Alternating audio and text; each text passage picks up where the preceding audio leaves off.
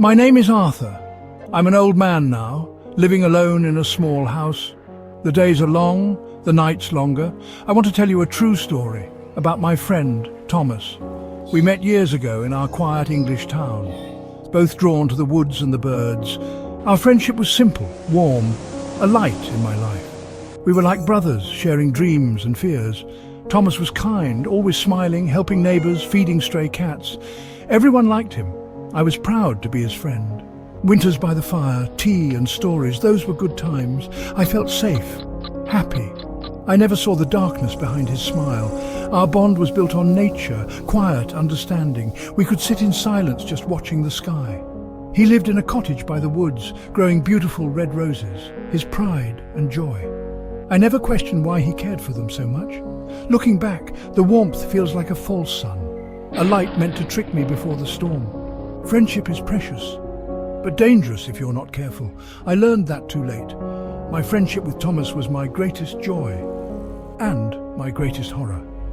This is a story you need to hear, so you might be more careful than I was. The best of friends can hide the worst of secrets, and I was about to discover his. The change was slow, like the sun setting. Thomas grew quiet, his eyes empty.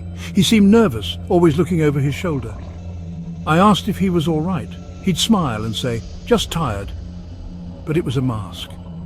One day in his garden, he touched his red roses and said, "They need special food to grow so red." I noticed a lady's hair clip near a rose bush, a man's button on the ground. Unease grew inside me, a cold stone in my stomach. One afternoon I went to his cottage. He wasn't home, but the door was unlocked. I called his name. Silence. I wandered through the house, everything normal except for one door, always locked. That day, it was open.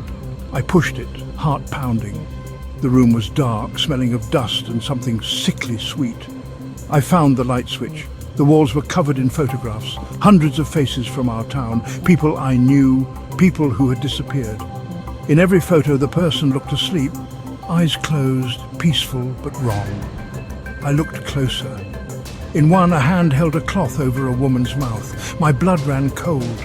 He wasn't just taking pictures, he was there, in their homes while they slept. On a shelf I saw the hair clip, the button, more small things, a child's toy, a man's watch, a woman's scarf, trophies from his secret visits. My friend, the gentle Thomas, was a monster.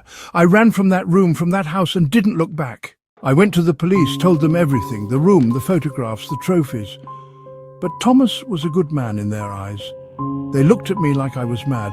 "Arthur, are you feeling well?" they asked. "Thomas is a good man." No one believed me. Thomas found out. He didn't get angry. He told people I was losing my mind, jealous, confused. He twisted my words, used our friendship against me. The town believed him. My life became a nightmare. People whispered, avoided me. Shops wouldn't serve me. Friends vanished. Thomas had taken everything from me, not with his hands, but with his words. He turned my home into a prison, smiling kindly to everyone else, but looking at me with victory in his eyes. People continued to disappear.